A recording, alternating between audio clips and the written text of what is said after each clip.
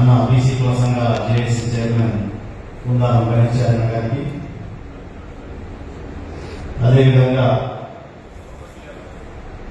BC విద్యా సంఘం కేంద్ర కమిటీ అధ్యక్షుడు ఇక్కడ గౌరవ్ గారికి, అదేవిధంగా బీసీ సామాఖ్య రాష్ట్ర అధ్యక్షుడు అన్న దుర్గాన గారికి, అదేవిధంగా తెలంగాణ సంఘ ఉప సంఘం రాష్ట్ర అధ్యక్షుడు అన్న శేఖర్ సంఘ గారికి, అదేవిధంగా బీసీ సంక్షేమ సంఘం మహిళా ప్రధాన కార్యదర్శి తారాకేశ్వర్ గారికి, అదేవిధంగా యువజన సంఘం రాష్ట్ర ఉపాధ్యక్షుడు గూడూరు భాస్కర్ గారికి, మా గ్రేటర్ హైదరాబాద్ బీసీ సంక్షేమ సంఘం అధ్యక్షుడు మాదేశ్ రాజేంద్రన్ గారికి, అదేవిధంగా ఉద్యోగుల సంఘం ప్రధాన కార్యదర్శి చంద్రశేఖర్ గారికి, మా మహేష్ గారికి, వేదికలో ఉన్నటువంటి అందరికీ కూడా సామాజిక ఉద్యమకారులందరికీ కూడా పేరు పేరున ఉద్యమాలను తెలియజేసుకుంటూ, మరి ముఖ్యంగా ఈరోజు ఏంటంటే ఈ భారతదేశంలో మెజారిటీ ప్రజలమైనటువంటి బీసీలకు సంబంధించిన విషయంలో మరి నిన్న బీహార్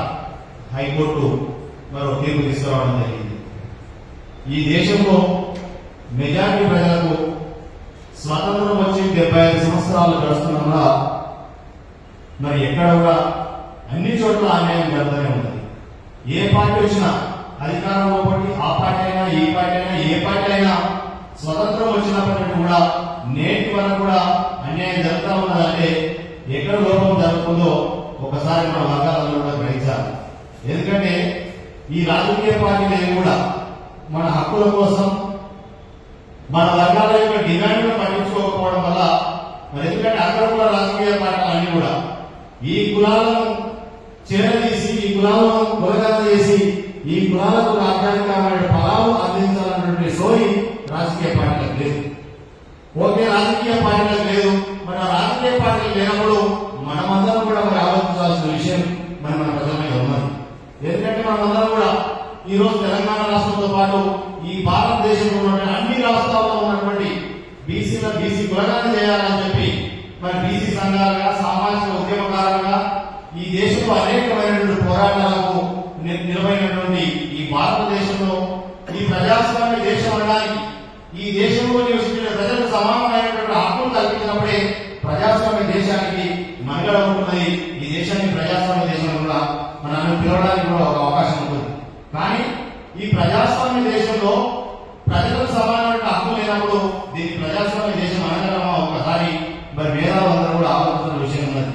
ఎందుకంటే ఈరోజు కోర్టు తీర్పులు చూస్తా ఉన్నాం. మరి సామాజిక ఉద్యమకారులందరూ కూడా ఈ బీసీ కులగన పైన అనేక సంవత్సరాలుగా హైకోర్టు సుప్రీంకోర్టు పైన కూడా కేసులు వేసి మరి పోరాడుతుంటే ఆ కోర్టులో ఉన్నటువంటి మేధావి జడ్జీలు తన జడ్జిమెంట్ ఇస్తున్నారు. మరి ఎక్కడ ఆ జడ్జిమెంట్ లోపం ఉందా, మరి ఈ దేశంలో ఉన్నటువంటి మెజారిటీ ప్రజలను పట్టించుకునేటువంటి పరిస్థితి ఉందా లేదా అని చెప్పి జడ్జీలు కూడా ఒక్కసారి ఈ దేశంలో సామాజిక అసమానతలు ఎక్కడ జరుగుతున్నాయో ఆలోచించాల్సిన విషయం మరి జడ్జీలో కూడా ఉన్నది. ఎందుకంటే మీ కోర్టు తీర్పుల మీద తప్పనడం లేదు, కానీ ఆ తీర్పుల వల్ల ఆ తీర్పులో దొస్తులో ఉన్నటువంటి అగ్రకులాల్లో ఉన్నటువంటి ఆ భావ స్వారూప్యాన్ని తీసుకొచ్చే మరి మెజారిటీ ప్రజలను అధికారానికి దూరం చేస్తున్నటువంటి ఆ జడ్జిమెంట్ ఏదైతుందో దాని యుక్త ఖండంలో భారతదేశ వ్యాప్తంగా బీసీ సంఘాలుగా ఖండిస్తా ఉన్నాం. ఎందుకంటే మరి రిజర్వేషన్ల మీద ఉద్యమాలు ఎక్కువ వచ్చినా కూడా ఈ దేశం అగ్గిరాజేసినటువంటి పరిస్థితి ఉన్నది. ఎందుకు కోర్టులు ఏ విధంగా తీర్పులు ఇస్తున్నాయి? ఈ కోర్టుల కళ్ళు కనిపించడం లేదా? ఎందుకంటే మీరు స్వయంగా ఏదైనా ఒక ఇన్సిడెంట్ జరిగితే స్వయంగా కోర్టు స్వీకరించేటువంటి అవకాశం ఉన్నప్పటికీ మరి ఈ దేశంలో మెజారిటీ ప్రజలకి అన్యాయం జరుగుతున్నప్పుడు ఈ కోర్టుకి ఇంతమంది కోర్టును పిటిషన్ చేస్తున్నప్పుడు ఎందుకు స్వయంగా స్వీకరించలేకపోతుందని చెప్పి మేము హైకోర్టు కానీ సుప్రీంకోర్టు కూడా ప్రశ్నిస్తా ఉన్నాం. ఈ కోర్టులో ఇచ్చిన జడ్జిమెంట్ ఉన్నటువంటి న్యాయాల కులాలు ఏ కులాలు ఒకసారి మనం కూడా వేరే చేసుకోవాల్సిన అవసరం అది. ఈ మన కులాల ప్రాతినిధ్యం కోర్టులో లేదు కాబట్టి, ఎందుకంటే ఈ న్యాయస్థానాల్లో మన వర్గాల స్థానం లేదు కాబట్టి ఈ కోర్టులన్నీ కూడా ఈ వర్గాలకు వ్యతిరేకంగా తీర్పునిస్తా ఉన్నారు. మరి ఆ విధంగా మనం అందరం కూడా ఈ ముందుగా న్యాయ వ్యవస్థ పైన పోరాడాల్సిన అవసరం మరి సామాజిక ఉద్యమకారుల పైన ఉంది. మరి అదే సందర్భంలో ఏదైతే దేశవ్యాప్తంగా కులగన చేస్తామని చెప్పి ఈ దేశంలో ఉన్న రాజకీయ పార్టీలన్నీ కూడా కాంగ్రెస్ బీజేపీ అనేకమైన పార్టీలు మరి ఈ డిమాండ్ కలిగేటువంటి పరిస్థితి లేదు. ఎందుకంటే సార్వత్రిక ఎన్నికల్లో మనం చూసాం కాంగ్రెస్ పార్టీ పై కులగన చేస్తామని చెప్పి, మరి అదేవిధంగా బీజేపీ పార్టీ స్వయంగా మేము కులగన చేయమని చెప్పి సుప్రీంకోర్టుకు అభ్యర్థి దాఖలు చేసినటువంటి పరిస్థితి చూసాం. ఈ రాజకీయ పార్టీని నమ్మే పరిస్థితి లేదు. మనమందరం కూడా చైతన్యవంతమై ఎక్కడికెక్కడ బీసీ సంఘాలను మనం పోరాటం చేస్తూనే రాజకీయ పార్టీల పైన ఒత్తిడి తీసుకురావాలన్నప్పుడే మరి మనందరం కూడా ఒక చైతన్యవంతం తీసుకురావాలి. ఆ సందర్భంగా తెలంగాణ రాష్ట్రంలో ఎందుకంటే అధికారంలో ఉండే ఈ కాంగ్రెస్ ప్రభుత్వం వారి అధిష్టానం రాహుల్ గాంధీ గారు స్పష్టంగా చెప్పారు, మేము అధికారంలోకి వస్తే కులగణన చేస్తాం, ఈ వర్గాలకు బీసీ వర్గాలకు 50% రిజర్వేషన్లు కల్పిస్తామని చెప్పి మనం చెప్పడం జరిగింది. మరి అధికారంలో ఉన్నటువంటి కాంగ్రెస్ పార్టీ తెలంగాణ రాష్ట్రంలో కులగణన మీద ఎందుకు నిర్ణయం తీసుకోలేకపోతుందో ఒకసారి చెప్పాల్సిన అవసరం ఉంది.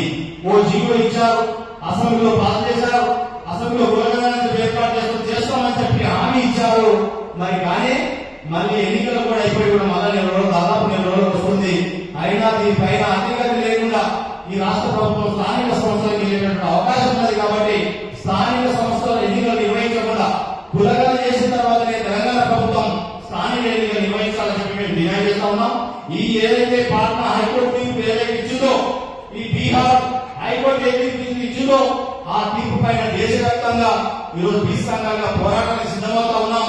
దేశ రాజధాని ఢిల్లీ వేదికగా చేసుకుని ఈ దేశంలో ఉన్నటువంటి రాజకీయ పార్టీలన్నింటినీ కూడా తలొచ్చే విధంగా ఉద్యమాన్ని చేపట్టమని చెప్పి కోరుతూ మరి అదే సందర్భంలో ఈ రోజు తెలంగాణ రాష్ట్రంలో మరి అనేకమైనటువంటి విద్యార్థులు సమగ్ర తెలంగాణలో ఏర్పడినటువంటి తెలంగాణ జాతీయగా మా ప్రొఫెసర్ జయశంకర్ సార్ వర్ధంతి కార్యక్రమం ఈ రోజు ఉంది. కాబట్టి మేము ఈ రాష్ట్ర ప్రభుత్వాన్ని డిమాండ్ చేస్తా ఉన్నాం, ప్రొఫెసర్ జయశంకర్ సార్ ని తెలంగాణ జాతీయగా ప్రకటించాలని చెప్పి కూడా మేము తెలంగాణ ప్రభుత్వాన్ని డిమాండ్ చేస్తూ ఈ దేశంలో ఉన్నటువంటి ఈ వర్గాలన్నింటినీ కూడా సమానమైనటువంటి హక్కులు కల్పించాల్సిన బాధ్యత కేంద్ర ప్రభుత్వం మీద ఉన్నది.